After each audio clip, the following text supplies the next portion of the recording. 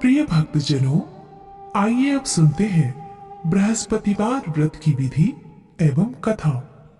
इस दिन बृहस्पतिश्वर महादेव जी की पूजा होती है।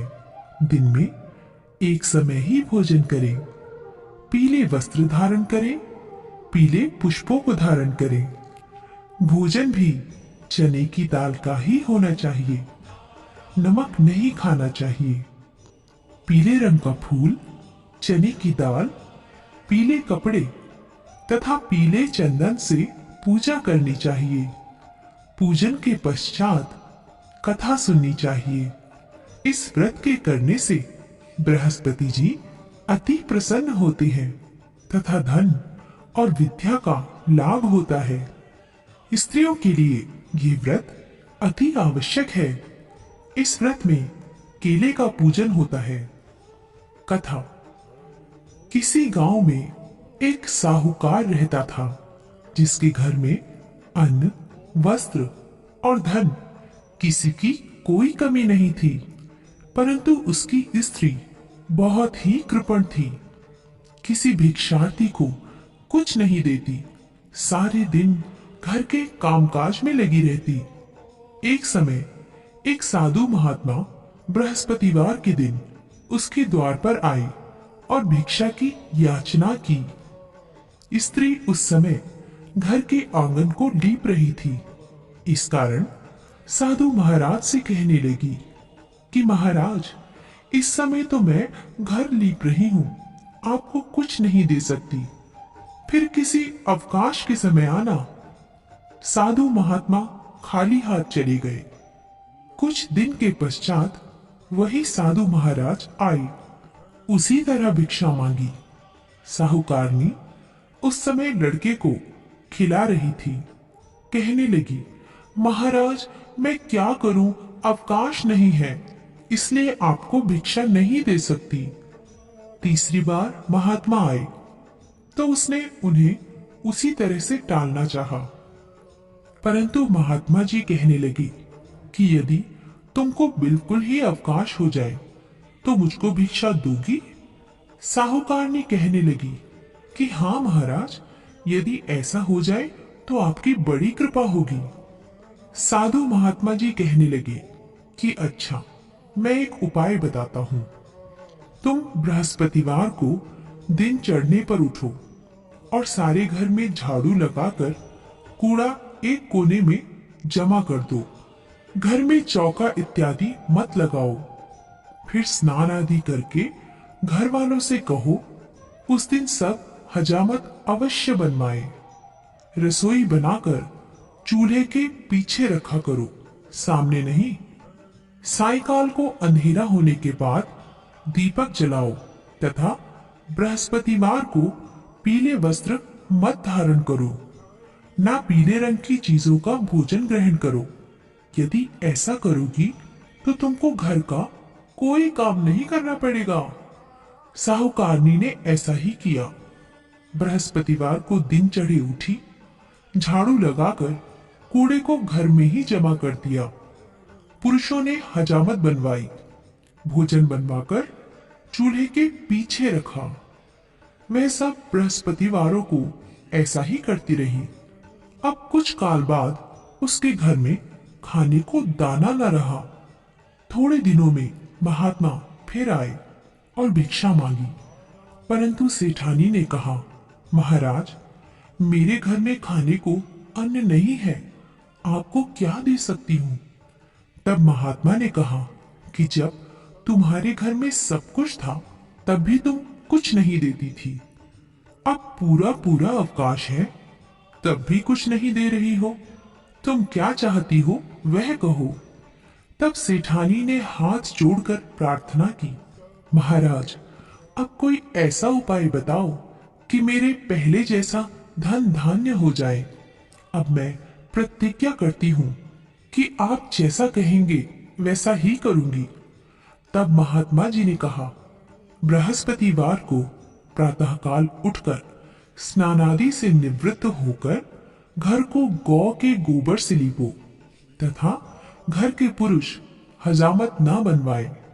भूखों को अन्न जल देती रहो ठीक सायंकाल दीपक जलाओ। यदि ऐसा करोगी तो तुम्हारी सब मनोकामनाएं भगवान बृहस्पति जी की कृपा से पूर्ण होंगी। सेठानी ने ऐसा ही किया और उसके घर में धन धान्य वैसा ही हो गया जैसा कि पहले था। इस प्रकार भगवान बृहस्पति जी की कृपा से अनेक प्रकार के सुख भोग कर दीर्घ काल तक जीवित रही। प्रिय भक्तजनों, आइए अब सुनते हैं बृहस्पतिवार की दूसरी कथा।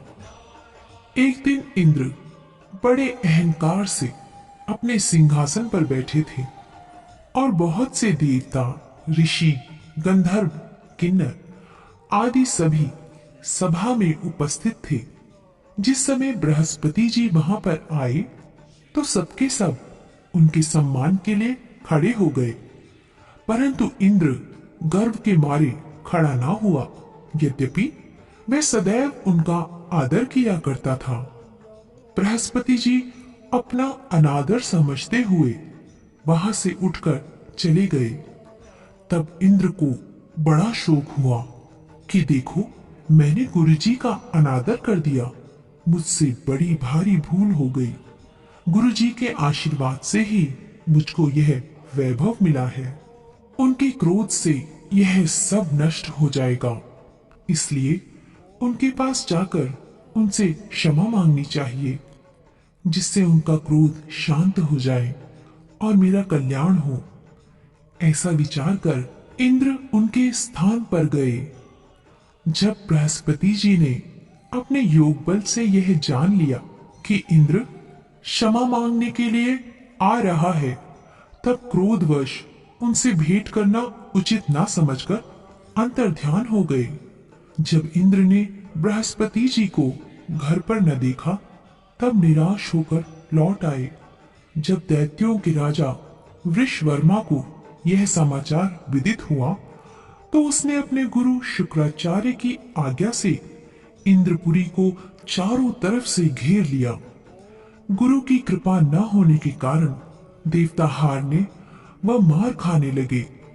तब उन्होंने ब्रह्मा जी को विनय पूर्वक सब वृतांत सुनाया और कहा कि महाराज, दैत्यों से किसी प्रकार हमें बचाइए। तब ब्रह्मा जी कहने लगे कि तुमने बड़ा अपराध किया है, जो गुरुदेव को क्रोधित किया। अब तुम्हारा कल्याण इसी में हो सकता है। त्वष्टा ब्राह्मण का पुत्र विश्वरूपा बड़ा तपस्वी और ज्ञानी है, उसे अपना पुरोहित बनाओ तो तुम्हारा कल्याण हो सकता है। ये वचन सुनते ही इंद्र त्वष्टा के पास गए और बड़े विनीत भाव से त्वष्टा से कहने लगे कि आप हमारे पुरोहित बनिए, जिससे हमारा कल्याण हो।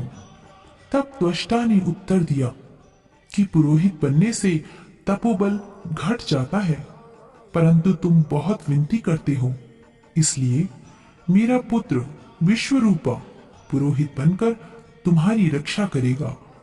विश्वरूपा ने पिता की आज्ञा से पुरोहित बनकर ऐसा यत्न किया कि हरि इच्छा से इंद्र वृषवर्मा को युद्ध में जीतकर अपने इंद्रासन पर स्थित हुआ। विश्वरूपा के 3 मुख थे। एक मुख से वे सोमपल्ली लता का रस निकाल पीते थे, दूसरे मुख से वे मदिरा पीते और तीसरे मुख से अन्नादि भोजन करते।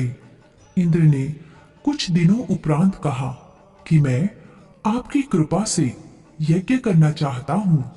जब विश्वरूपा की आज्ञानुसार यज्ञ प्रारंभ हो गया, तब एक दैत्य ने विश्वरूपा से कहा कि तुम्हारी माता दैत्य की कन्या है, इस कारण हमारे कल्याण के निमित्त एक आहुति दैत्य के नाम पर भी दे दीजिए तो अति उत्तम हो।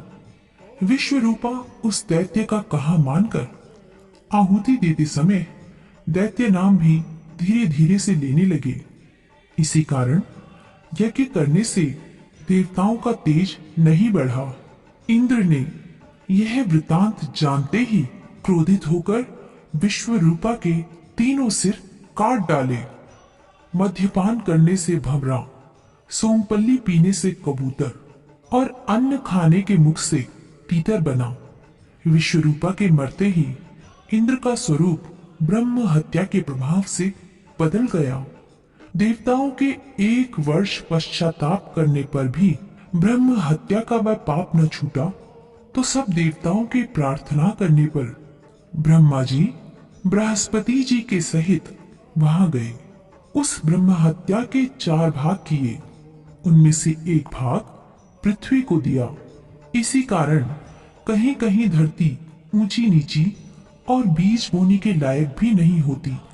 साथ ही ब्रह्मा जी ने यह वरदान दिया, जहां पृथ्वी में गड्ढा होगा, कुछ समय पाकर स्वयं भर जाएगा। दूसरा वृक्षों को दिया, जिससे उनमें से गोंद बनकर बहता है। इस कारण गूगल के अतिरिक्त सब गोंद अशुद्ध समझे जाते हैं।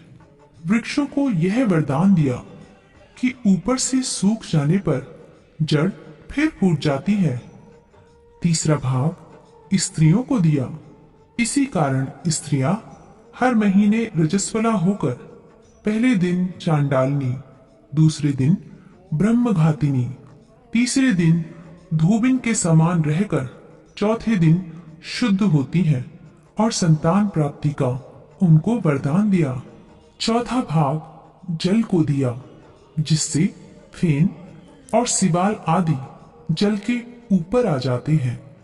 जल को यह वरदान मिला कि जिस चीज में डाला जाएगा वह बोझ में बढ़ जाएगी।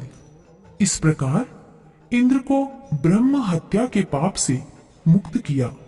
जो मनुष्य इस कथा को पढ़ता या सुनता है, उसके सब पाप बृहस्पति जी महाराज की कृपा से नष्ट होते हैं।